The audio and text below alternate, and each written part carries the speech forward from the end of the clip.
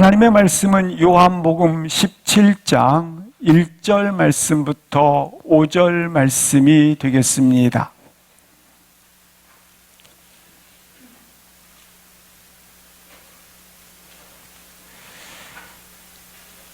하나님 말씀은 요한복음 17장 1절 말씀부터 5절 말씀까지 함께 합독하시겠습니다. 이 말씀을 하시고 눈을 들어 하늘을 우러러 이르시되 아버지여 때가 이르렀사오니 아들을 영화롭게 하사 아들로 아버지를 영화롭게 하게 하옵소서. 아버지께서 아들에게 주신 모든 사람에게 영생을 주게 하시려고 만민을 다스리는 권세를 아들에게 주셨음이로소이다. 영생은 곧 유일하신 참 하나님과 그가 보내신 자 예수 그리스도를 아는 것이니이다. 아버지께서 내게 하라고 주신 일을 내가 이루어 아버지를 이 세상에서 영화롭게 하였사오니 아버지여 창세전에 내가 아버지와 함께 가졌던 영화로서 지금도 아버지와 함께 나를 영화롭게 하옵소서. 아멘. 예수님께서 요한복음 13장부터 16장까지 마지막 고별 설교를 통하여 제자들로 하여금 내가 너희에게 떠나는 것이 유익이라 이는 보혜사 성령께서 너희에게 곧 오시리라 말씀을 해주셨습니다. 그리고 오늘 본문 요한복음 17장을 통하여 예수님께서는 예수님 자신이 스스로 하신 기도문이 된다고 하는 것입니다. 실제로 예수님께서 기도하신 기도문이 되는 것입니다. 마지막 예수님께서 삶의 여정을 마치시고 하나님께 드리는 그러한 마지막 기도문이 되는 것입니다. 그 후에 예수님께서는 겟세마네 기도가 있고 그리고 십자가 선상에서 기도하신 기도가 있으십니다. 이 요한복음 17장은 대제사장의 기도다 이렇게 표현할 수 있겠습니다. 이 기도문은 크게 세 가지로 구성되어져 있는데 첫 번째는 먼저 자신을 위한 기도였습니다. 두 번째는 예수님께서 제자들을 향한 기도가 되겠습니다. 세 번째는 예수 그리스도를 통해서 하나님을 만난 자들 그리고 제자들을 통해서 복음을 듣고 예수님을 믿는 오고 오는 모든 새로운 공동체, 교회들, 바로 우리들을 향한 기도가 된다고 하는 것입니다. 오늘 본문은 예수님께서 실제적 기도를 하시게 되었는데 그 기도의 내용이 소개되어져 있다고 하는 것입니다. 혹 어떤 이들은 말합니다. 예수님은 하나님이시기 때문에 기도하지 않아도 되지 않는가 반문을 한다고 하는 것입니다. 예수님은 하나님이시기 때문에 기도해도 기도치 아니해도 되지 않느냐라는 것입니다. 그렇지 않습니다. 왜냐하면 예수님께서는 인간의 몸을 입으시고 나처럼 되어주셨기 때문에 그러한 것입니다. 그는 신성으로만 계시지 아니하시고 나처럼 인간의 몸을 입으시고 참된 인간이 되어주셨기 때문에 예수님께서도 기도를 하셔야 했다고 하는 것입니다. 그래서 예수님께서는 하나님께서 원하시는 모든 것을 다 받으셨습니다. 다 성취하셨습니다. 기억하십시오. 예수님께서도 하나님이 원하시는 것들을 기도함으로 다 받으셨다고 하는 것입니다. 기도하심으로 하나님께서 원하시는 것들을 다 성취하였다고 하는 것입니다. 마찬가지 우리도 그와 같습니다. 예수님께서도 기도하심으로 하나님이 원하시는 것을 다 받았던 것처럼 우리 또한 죄성을 가지고 있는 우리는 어찌 보면 더 간절해야 되지 않겠습니까? 우리의 기도가 더 간절한 부르짖음이 있어야 되지 아니하겠습니까? 뿐만 아니라 우리의 기도 또한 응답하신다는 사실을 확신 갖기를 주의 이름으로 기도합니다. 예수님의 기도의 모습이 있습니다. 예수님은 공생애를 시작하기 전에 그는 광야길에 들어가셔서 40일간 금식 기도를 하시게 됩니다. 40일의 금식 기도를 마치신 후에 그가 내려오셨을 때에 사탄으로부터 유혹을 받게 됩니다. 승리하시는 예수님을 보게 됩니다. 예수님께서 기적을 베풀자 수많은 무리가 그를 따르게 됩니다. 그때 그는 어떻게 하십니까? 무리를 피하여 한적한 곳에 나아가 기도하셨다라고 말씀을 합니다. 예수님께서는 제자들에게 너희는 이렇게 기도하라 주기도문을 가르쳐 주시기도 하셨습니다. 보리떡 5개와 물고기 2마리를 통하여 주는 기도로 축사하신 후에 5,000명을 먹이고 12광주리가 남았다고 말씀을 하고 있습니다. 새벽 미명에 주님은 하나님 앞에 나아가 기도하셨던 것을 우리는 잘 알고 있습니다. 12명의 제자를 선택할 때도 주님께서는 밤을 새워 기도하신 후에 12명의 제자를 선택하였다고 말씀을 하고 있습니다. 귀신 들린 자를 제자들이 쫓지 못하자 예수님께서는 그곳에 오셔서 귀신을 먼저 쫓아낸 후에 제자들에게 이렇게 말씀하십니다. 기도 위에는 이런 유가 나갈 수 없다. 이렇게 말씀을 해주시고 있는 것입니다. 우리가 예수님의 기도 가운데는 겟세마네 기도를 들 수밖에 없습니다. 이 겟세마네 기도에 대해서 히브리서는 이렇게 표현합니다. 예수님께서 심한 통곡과 눈물의 기도를 올리셨다.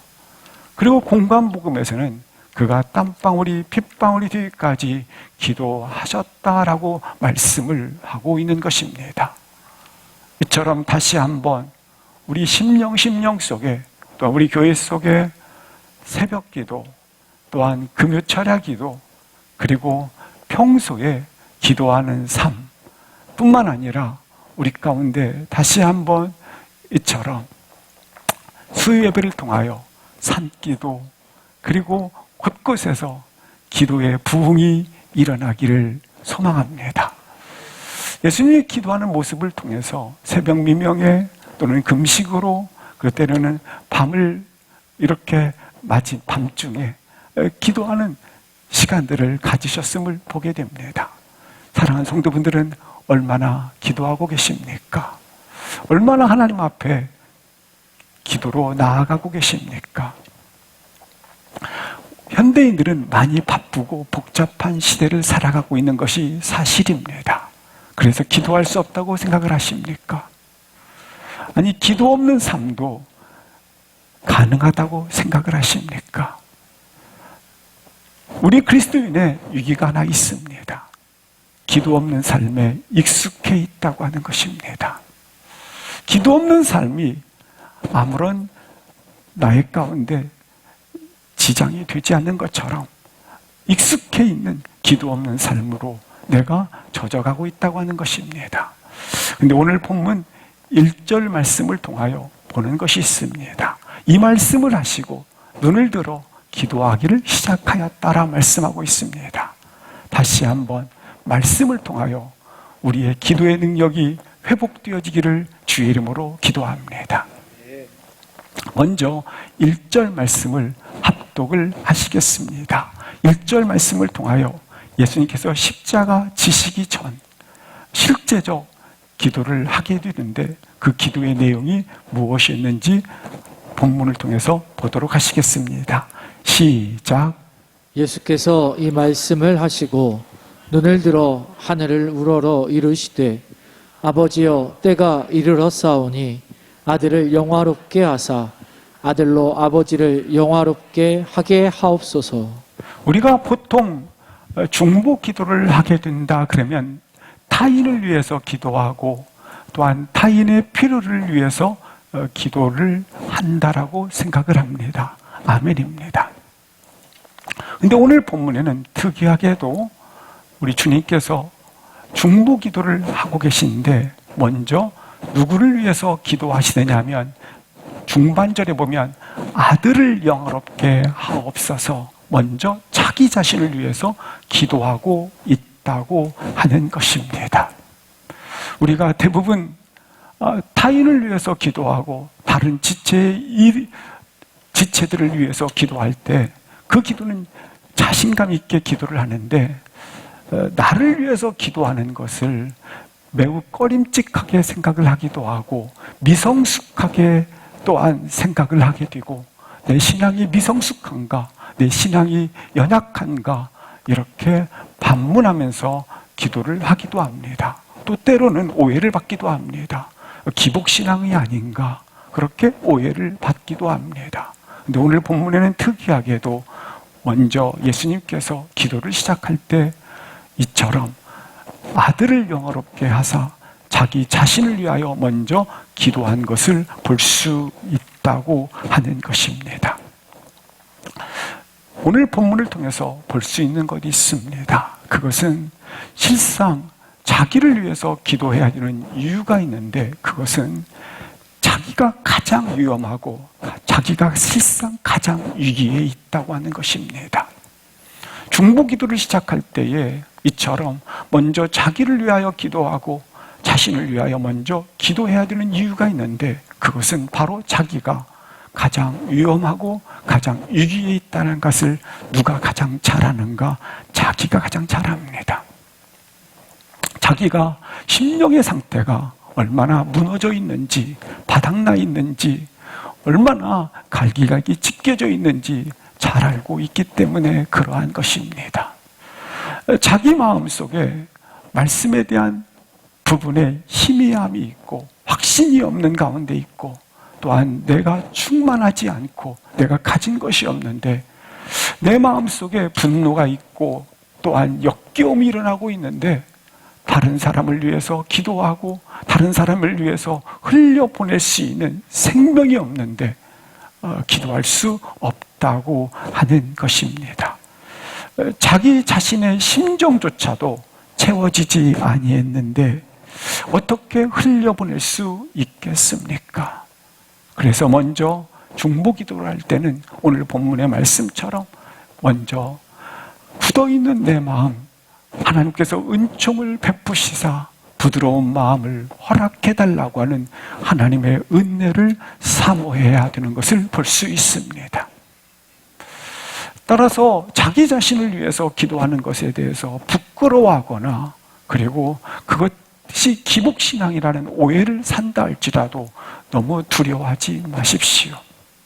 왜냐하면 자기 자신이 심령이 이처럼 굳은 마음, 갈기갈기 찢겨져 있는 마음에서 부드러운 마음의 은총을 받을 때만이 그 은혜를 가질 때만이 중보 기도가 놀랍게 다른 사람을 위해서 흘려 보낼 수 있기 때문에 그러한 것입니다.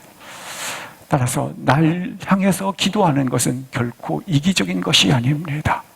왜냐하면 내 심령 안에 부드러운 마음을 가져야만 다른 지체에게 흘려보낼 수 있는 기도를 할 수 있기 때문에 그러한 것입니다. 중보 기도를 시작할 때에 주님께서 이렇게 말씀합니다. 아버지여 때가 이르렀사오니라고 표현을 해주고 있습니다. 요한복음에는 때라는 단어가 나올 때마다 항상 연결된 사건이 있습니다. 언제나 때는 사건과 연결되어져 있는데 죽음의 때, 부활의 승리의 때를 사건과 연결되어져 있다고 하는 것입니다. 예컨대 가나 혼인잔치에 포도주가 다 떨어진지라 그때 예수님께서 어머니를 향하여 이렇게 표현합니다. 여자여 보소서 아직 내 때가 이르지 아니하였나이다. 이 때는 언제를 말합니까? 주님의 십자가의 죽음의 때, 부활의 승리의 때를 표현하는 것과 같다고 하는 것입니다. 때는 그래서 죽음의 때를 연결되어져 있는 표현이다라고 하는 것입니다. 예수님은 지금 중보기도를 하고 계십니다. 기도하는 중에 계십니다. 이 기도는 그래서 바로 아버지의 때를 공고히 하기 위해서, 그것은 죽음의 때를 더 공고하게 하기 위해서, 그 길을 걷기 위해서 기도하고 계시다고 하는 것입니다. 따라서 예수님의 모든 사역의 본질은, 모든 사역의 시작은 기도로부터 시작되어지는 것을 볼 수 있는 것입니다. 이렇게 기도하십니다.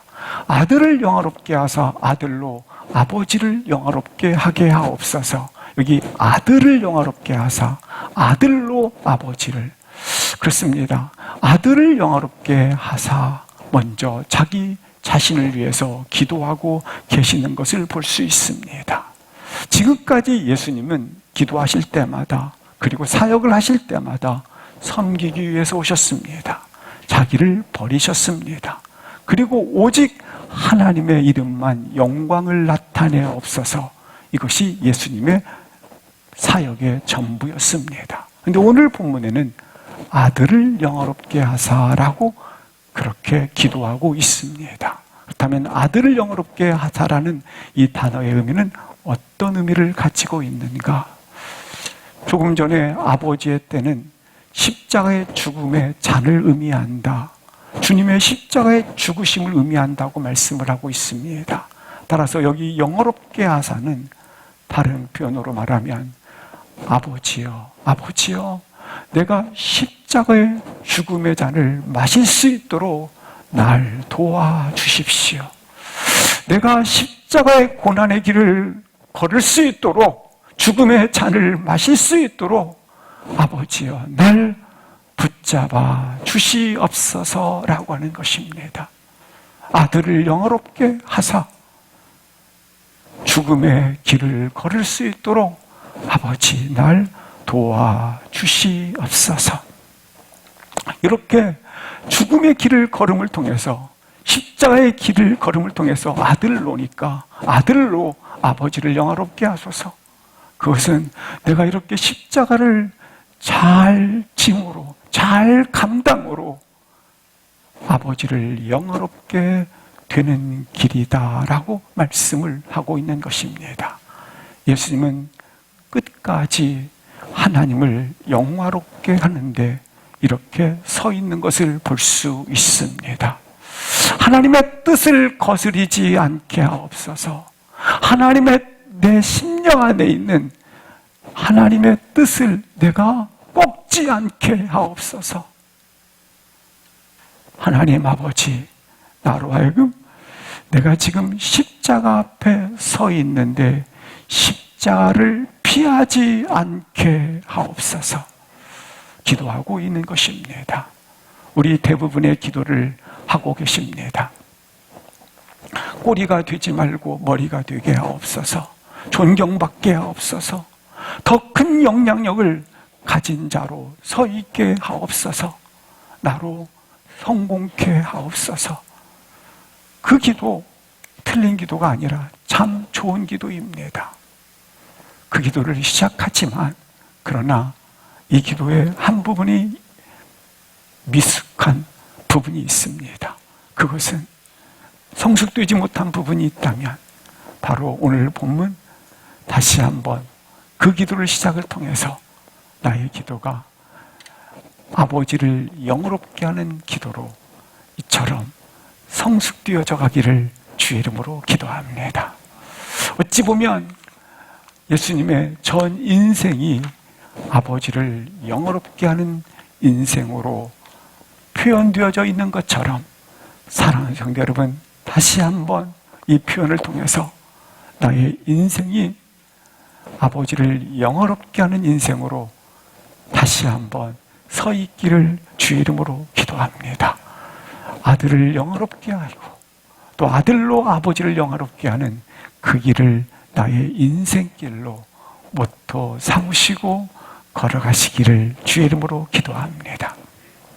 근데 이 기도는 조금 후에 주님께서 겟세마네 기도를 하시게 됩니다.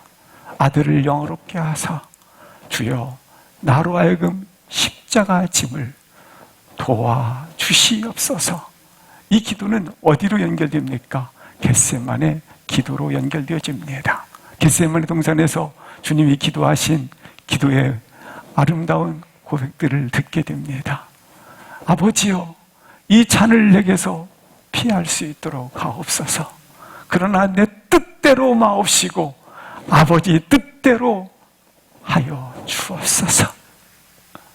이 처절한 갈등, 어찌 보면 처절한 고민입니다. 어떻게 할 것인가?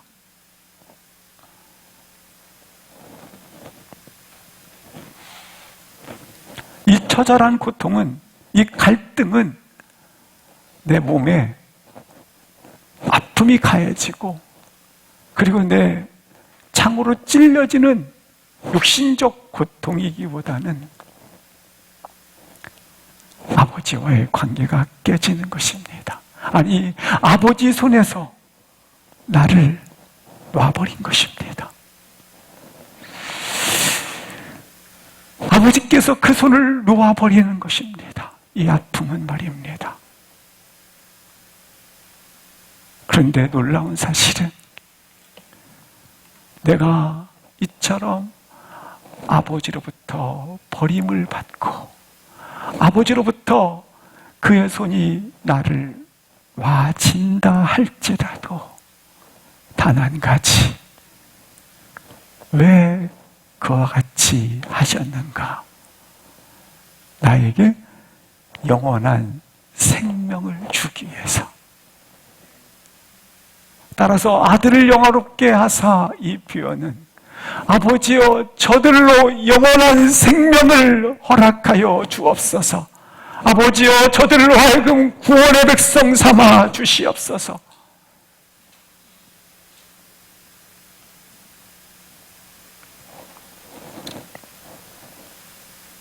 따라서 예수님께서 아들을 영화롭게 하사 이 표현은 저들로 허물과 죄를 덮으셔서 정결한 자녀로 저들로 깨끗게 씻어주는 영광을 말하고 있는 것입니다. 그래서 육신을 입고 그가 이 땅에 오셨다고 하는 것입니다. 십자가의 잔을 잘 마실 수 있도록 하나님, 날 도와 주옵소서. 나의 인생이 야망을 추구하는 인생이 아니라 아버지의 영광을 따라 걸어가야 되기 때문에 기도하는 것입니다. 주여, 욕망과 욕심과 교만과 이것을 나로 하여금 꺾어버리게 하옵소서. 그렇다면 태초에 우리 예수님의 모습은 어떤 모습이었을까? 5절을 합독하시겠습니다. 아버지여, 창세전에 내가 아버지와 함께 가졌던 영화로서 지금도 아버지와 함께 나를 영화롭게 하옵소서. 우리 주님은 어떤 모습이었는가? 창세전에 아버지와 함께 가졌던 영화를 가지셨다라고 표현을 해주고 있습니다. 아버지와 함께 가졌던 영화로서 창세전입니다. 그런데 여기 보니까 지금도 신실하시다라는 것입니다. 내가 복음의 죽음의 잔을 잘 마셔야 아버지를 영화롭게 할 텐데, 아버지를 영화롭게 하기 위해서는 내가 죽어야 된다니. 아버지가 영화롭게 되기 위해서 독생자가 죽어야 된다는 것입니다. 왜일까요? 날 사랑하심, 날 사랑하심. 아들을 내어주시기까지 그렇게 사랑을 하신다라는 겁니다. 아버지의 마음은 아들을 손에서 놓아야만, 아들을 하나님이 세상을 이처럼 사랑하사 독생자를 보내셨으니, 주셨으니, 그렇게 주신 아버지의 가슴 찢기는 그 사랑. 아들은 어떻습니까? 나는 선한 목자라. 선한 목자는 자기 양을 위하여 스스로 목숨을 버리노라. 자신을 십자가에 스스로 놓았다라는 것입니다. 우리 주님께서는 아버지의 뜻을 이루기 위하여 순전한 자원하는 마음으로 순종을 하였다. 왜? 날 사랑하신 그리고 그 독생자를 보내심은 나로 뭘 얻게 하기 위하여? 영생을 얻게 하기 위하여 말입니다.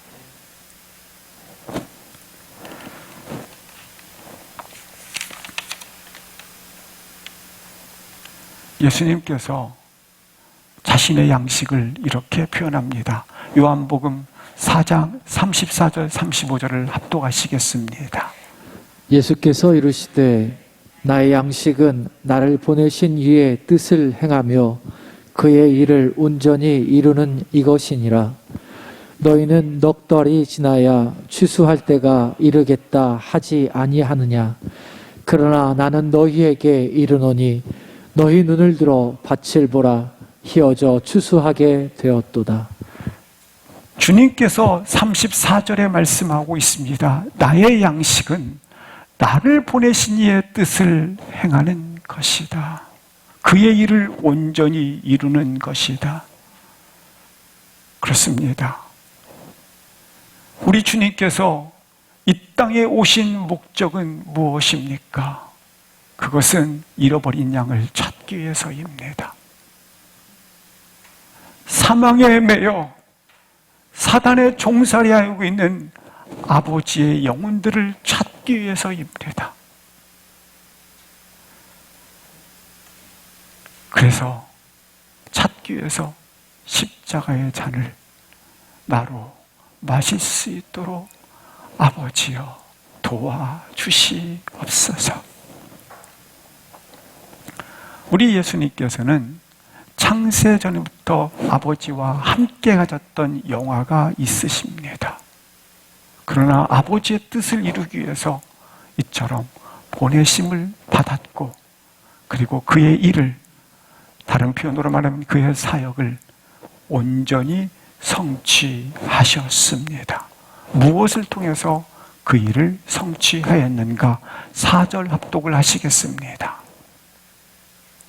그래서 내게 하라고 주신 일을 내가 이루어 아버지를 이 세상에서 영화롭게 하였사오니. 무엇을 통해서 아버지 일을 이루었는가? 아버지께서 내게 하라고 주신 일을 하였다고 하는 것입니다. 우리 주님께서 마국간에 태어나신 일, 목수의 아들로 가난하게 어린 시절을 보냈던 일, 주님께서 수많은 사람들을, 병자들을 고치신 기적 같은 일들, 우리 주님께서 이처럼 십자가의 죽으심의 일들, 그리고 주님께서 공생의 기간 동안 수많은 사람들을 가르친 일들, 이것은 다 아버지의 뜻하신 일이라고 하는 것입니다.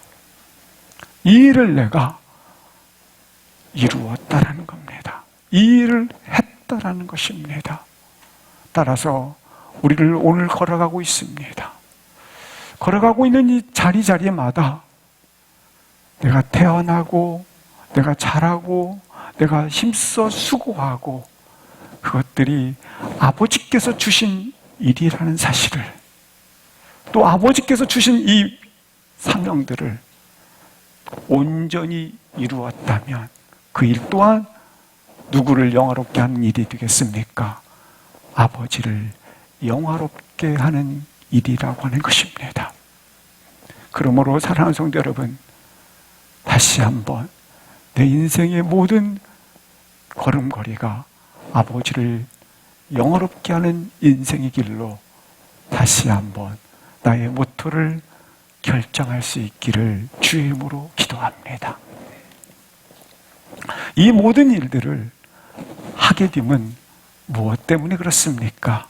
그것은 보내신 자의 뜻인 바로 영생을 얻게 하려 함이라. 2절을 합독하시겠습니다. 아들에게 주신 모든 사람에게 영생을 주게 하시려고 만민을 다스리는 권세를 아들에게 주셨음이로소이다. 우리 아버지께서 아들에게 주신 권세가 있습니다. 그 권세는 뭡니까? 만민을 다스리는 권세를 주셨습니다. 왜 만민을 다스리는 권세를 주었습니까? 목적이 있습니다. 아버지께서 아들에게 주신 모든 영혼들에게 뭘 주게 하려고? 영생을 얻게 하려는 데 있다고 하는 것입니다. 그렇다면 영생은 무엇인가? 3절을 합독을 하시겠습니다. 곧 유일하신 참 하나님과 그가 보내신 자 예수 그리스도를 아는 것이니이다. 영생은 곧 유일하신 참 하나님과 그가 보내신 자, 그가 보내셨으니까 다른 말로 말하면 예수 그리스도를 통해서, 예수 그리스도를 통로로 예수 그리스도를 아는 것이다 라고 하는 것입니다. 이 표현은 하나님께서 누구를 통하여? 예수 그리스도를 통하여 나와 관계 형성을 가졌다라는 것입니다. 하나님과 나 사이는 분리되어져 있었고 깨어져 있었는데 유일하신 하나님께서 예수 그리스도를 통해서 나와 하나님과의 관계를 관계 형성으로 이처럼 우리 가운데 아버지와 아들로, 신랑과 신부로 관계를 형성시켜 놓았다고 하는 것입니다. 이 사실을 아는 것이 영생이다라고 말씀을 하고 있는 것입니다. 제가 묻습니다. 예수님을 정말 믿으십니까? 아멘 하면 그분은 영생을 누리는 것입니다. 그런데 글쎄요 하면 영생의 복을 아직 누리지 못하고 있다고 하는 것입니다. 따라서 여기서 안다라고 하는 것은 하나님과 나 사이에 개인적 관계가 형성되었다는 것입니다. 여기서 안다고 하는 것은 직접적으로 안다라는 것입니다. 예컨대 저에게 하나님이 누구세요? 하나님께 여쭤봐 주세요. 하나님 누구십니까? 어떻게 하시면 좋겠습니까? 예, 하나님께서 이렇게 하시랍니다. 이렇게 말씀하셨습니다. 이것은 아는 것이 아닙니다. 직접적으로 나와 하나님 속에서 하나님, 내가 말씀 앞에 나왔습니다. 내가 아버지 앞에 구합니다. 이처럼 직접적으로 통로가 되어져 있는 것을 안다라고 표현을 하는 겁니다. 그런데 영생은 뭔가? 바로 참 하나님과 그의 보내신 자 예수 그리스도를 안다라고 하는 것입니다. 언제든지 찾아가 만나고 언제든지 말씀을 들을 수 있고 따라서 참 하나님과 예수 그리스도를 성령을 통해서 늘 깊은 교제를 하는 것, 친밀함을 가지는 것, 그것을 안다 그러는 것입니다. 다시 한번 유일하신 참 하나님과 그가 보내신 자 예수 그리스도를